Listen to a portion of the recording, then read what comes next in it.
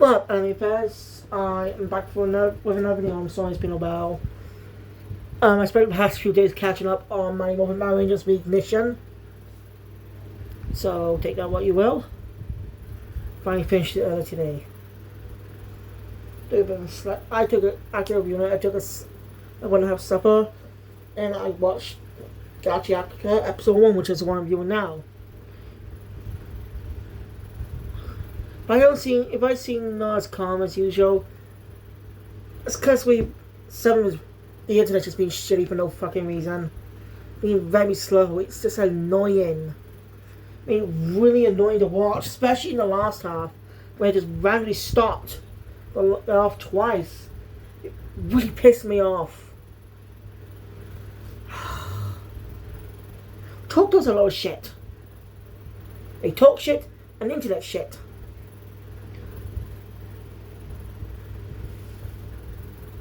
At least Sky was better, even though it randomly went off most of the time. It didn't drop in quality most of the time. So that was bad. That's bad. So I've been out all this fucking house because it's so old. I don't know how old. Like, I lived there for all my life, as far as I remember. Like, moved here when I was very, very young. Like, I was a baby and stuff before I was even a year old. Because I see photos of me in another place. In the older home my mum used to live in. You guys know who used to live here? It's very curious who used to live here and why they moved. Or it used to look like before we came along. God. Anyway, I wasn't sure if I was going to be viewing this series or not. But I gave it some thought and thought, what the hell? And that's why I'm here today. Now, the series is split up into cores. I hope it's not like... I just hope it's not going to be like Yaiba and Witch Watch, because those are not cores. They're not split up into parts. It just, like, they aired the following fucking week. The 13th episodes premiered the following week after episode 12. So, not really a cool thing. When My Hero Academia does it, they don't say parts or anything. Just give me up for the second half of the season. You know, that's just made me excited for what's to come for the following week. So don't call it parts if you release the next episode the following week. Don't. That's the reason why I changed the titles a bit. Moving the parts. Because it's just ridiculous. Like I said, a true part call is when the parts air at later times. Like, the first time I found out about this call system was with Spy Family. I don't know when season 1 premiered, because I only started watching midway through, because I wanted to read the manga first. Yeah, I don't do that much nowadays. Get my point? I don't do that much nowadays. So...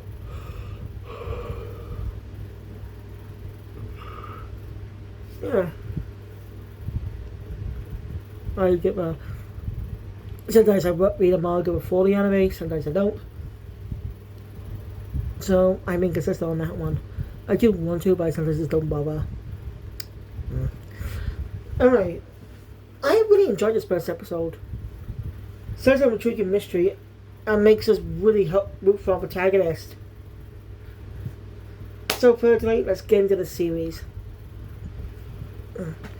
So the episode opens up with text about trash and stuff. Didn't pay much attention to it. I see a girl sad that the toy is broken.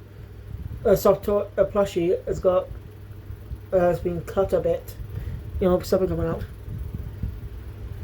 You're thinking, why don't they just fix it? Well, I said it won't look good if it's sewed up and stuff. So they decide to throw it away. Privilege. That tells you really these people don't really give a shit. They're more the elitist types. taking stuff for granted. The arrogant.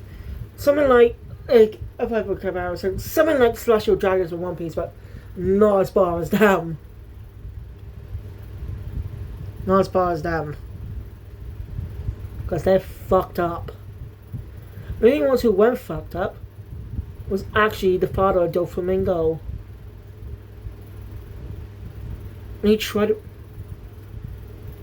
But people just attacked him, and all he said he wanted to get to know the people better. It's just harsh. I'm sorry, again, I'm talking about that one. I want to talk about how long adventure people dress Rose arc. Well, I know you don't exactly have access to the manga. You can read it now, I think, on the K-Manga app. It's because since the last video, it's become available in the UK. It became available in a lot of other countries. I got on it, but I haven't read anything on there because it's a bit scummy at Kodansha. It's a bit scummy of them.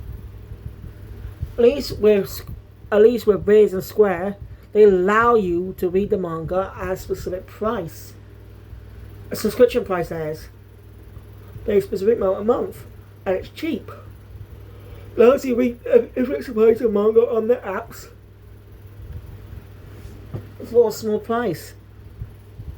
It's a smart business decision, and you get more money off people buying the volumes if they get interested in the series. But since Kodansha doesn't see it that way, as they don't have that much physical releases outside of Japan. It's kind of scummy. Just wish, I don't know why, because I do want to officially read the mangas of a lot of the series, but because of that, it's just frustrating. Right. Alright,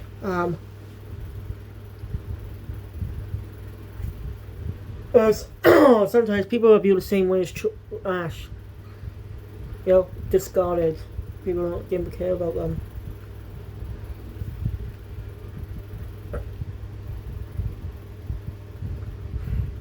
It seems this piece takes place in its own.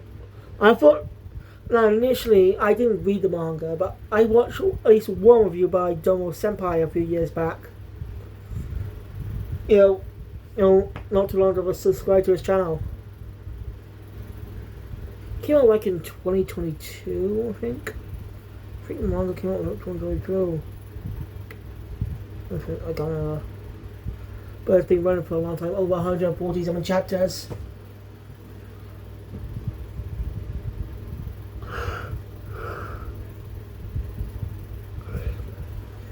Anyway, Tanks is a sneak into a specific facility. She's nicknamed a trash reader. She's managed to take some trash. They're attacking him like he's a criminal. But he's not really hurting anyone. He's literally taking trash. He's just taking trash is all. He's not doing any harm. So it makes you really don't like these people. Well, before you see our protagonist face. A posh little shiny posh town. If you want to talk about the trash reader, or it could be a trifolk.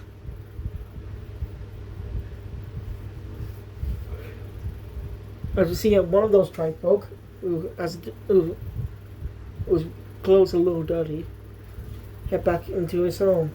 Since that trifolk can pass really between the two towns, basically, because we see another town. Because the second town we see is total opposite. It looks like a poverty village.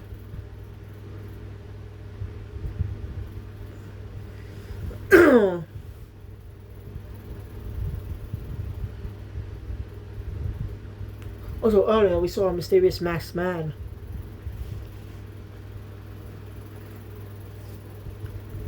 That's when we end up being introduced to our protagonist. Ludo. Sounds of the junk. His one and only friend and person who believed in him is Chiwa.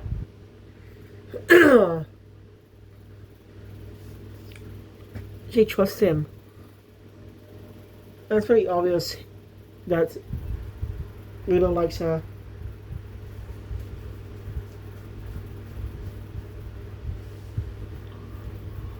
I said James can't mess about.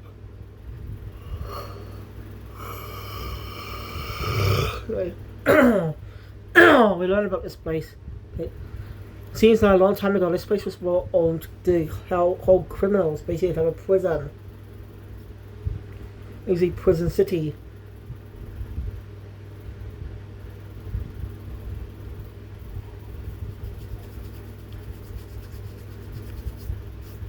It was basically a prison city. It seems they're all descended from criminals. That could possibly be a lie. I don't know, but that could be. I'm just sensing that could be a lie with things going on.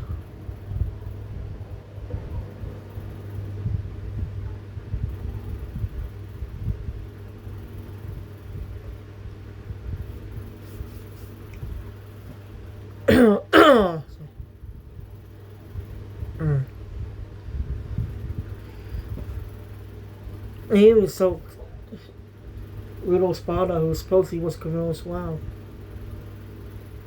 The businessman, but he doesn't fight back.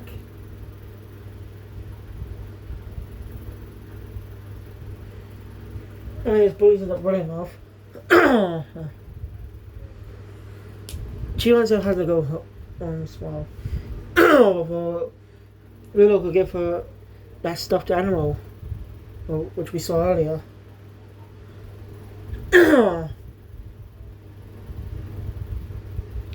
Hey, Lilo ends up going back home, where he meets his adopted father, Redto. Who ends up teasing him about the whole thing as well. But he's not a bad person. Also mentioned that he wears gloves all the time. Said you know what's under them.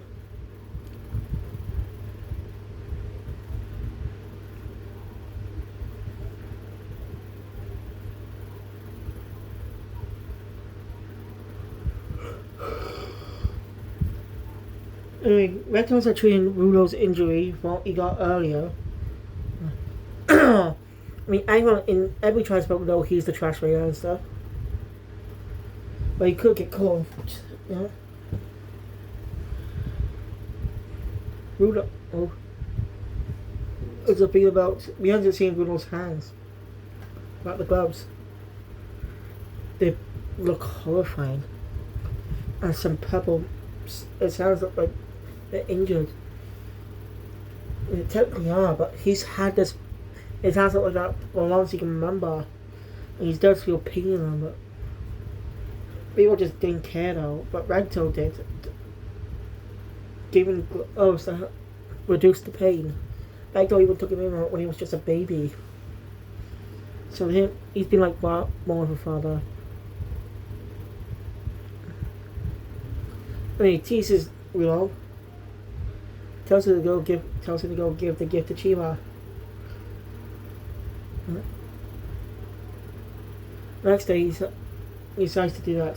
A mysterious masked person washing their house that previous night, where we saw early on in the episode. I was ready to give the gift to Chiwa. We end up seeing the supposed pit where they chuck criminals in, where his bar supposedly was thrown down there a long time ago. That's when Chiwa shows up.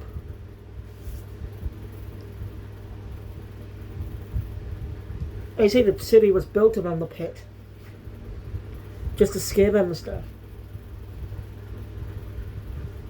That actually makes a lot of sense. But if you see someone so dangerous being close to, it makes sense. Though you feel for it every day.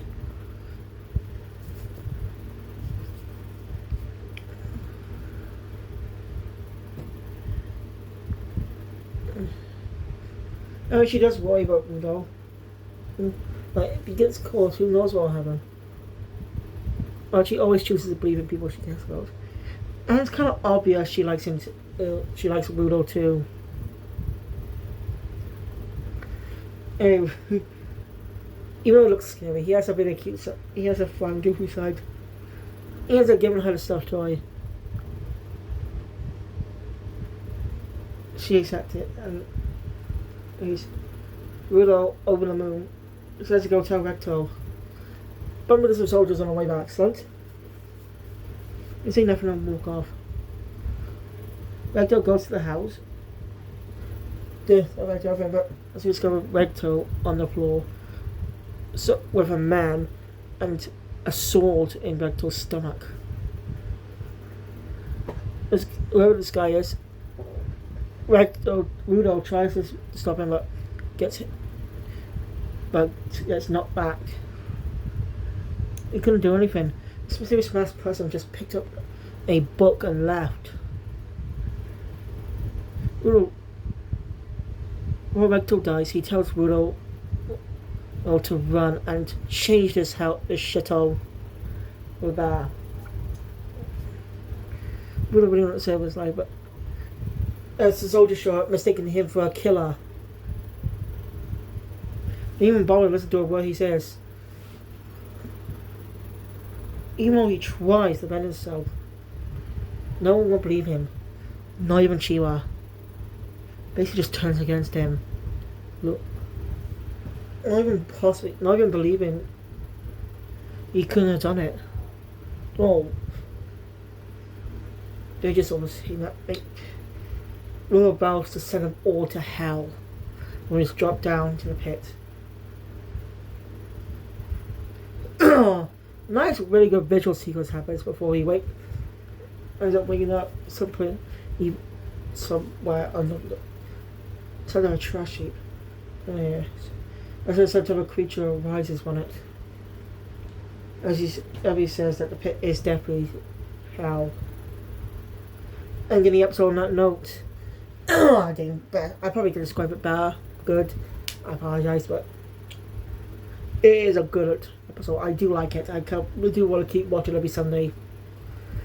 That means my Sunday reviews has increased. Damn. I got 4 of you. 5 of you. Yeah, I got 5 of you on Sunday now. Oh, fucking wait. Oh well. Still a good episode, and I cannot wait to see more. Who's the serious Masked Stranger? Why they kill Recto?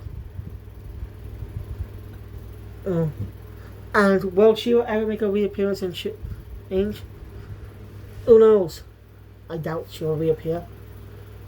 She didn't even bother to keep her trust in him, believing he actually did kill Recto.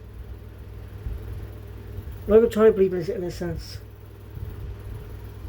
So she shows she's not a true friend.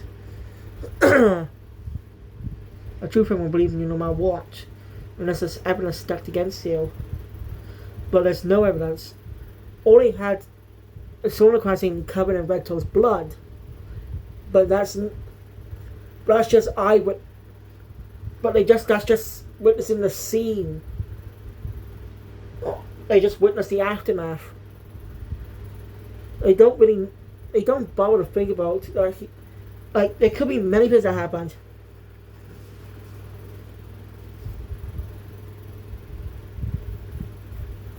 Shows how horrible these people are. I'm really looking forward to Rudo eventually getting out of that and teaching those son of bitches a lesson. Which will be a long time from now. But I'm excited, so thank you guys for watching. Enjoy my content. Please hit the thumbs up button. Want to see more? Subscribe to the channel. Like share with these videos because we'll be trying to see you guys later for episode 1 of season 2 of My Dress Up Darling. Finally gonna be doing that. Kaiju number 8 Oceano's Day Off. And hopefully Togepi's original sin. Kill Phoenix out.